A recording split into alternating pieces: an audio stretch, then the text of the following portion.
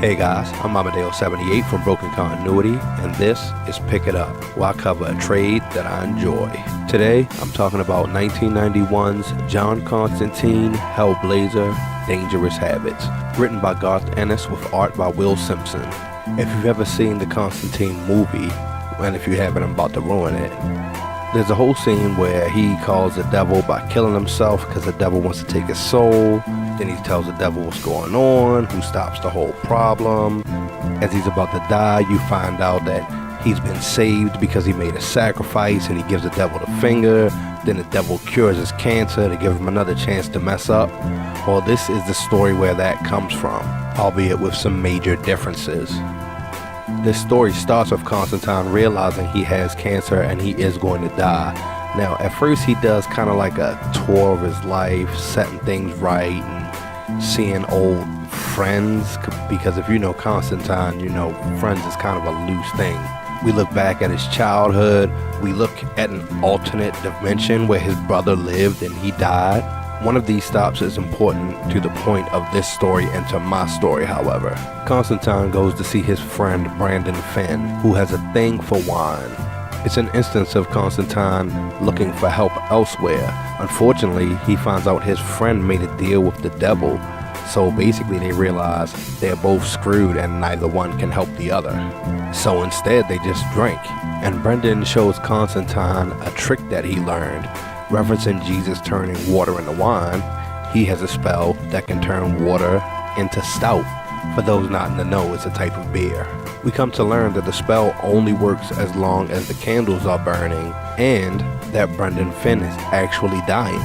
He tells John the particulars of his deal, including that his soul must be claimed on midnight of the day he dies. During the night, he dies, and there's a knock at the door. And Constantine answers it only to find Satan, the first of the falling, waiting to greet him. He's come to collect Brendan's soul, and Constantine chooses to be himself. He proposes that they have a drink.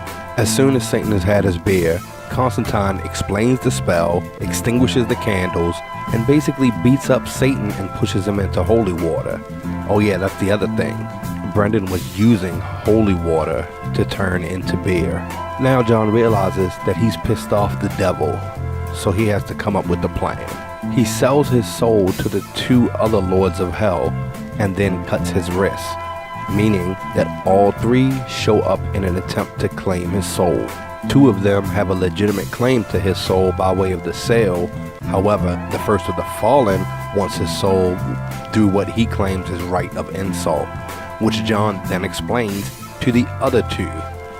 So having insulted, attacked, and embarrassed the first of the fallen, he's also put all three of them in a position where in order to get his soul, they would have to go to war. And that is how Constantine gets his cancer cured. The procedure is not even as simple as the movie, basically because they want him to suffer. And as he's leaving, John turns around and gives all three lords of hell the finger. It seems cool. However, right afterwards, he realizes that now he has to live with the three lords of hell always looking over his shoulder. He's just done something reckless for selfish reasons. And in the process, he's created three of the most powerful enemies that he probably could ever have. And that's Constantine in a nutshell. Anyway, I'm Amadeo78 from Broken Continuity. Thanks for tuning in. Please like and subscribe, and I'll catch you next time.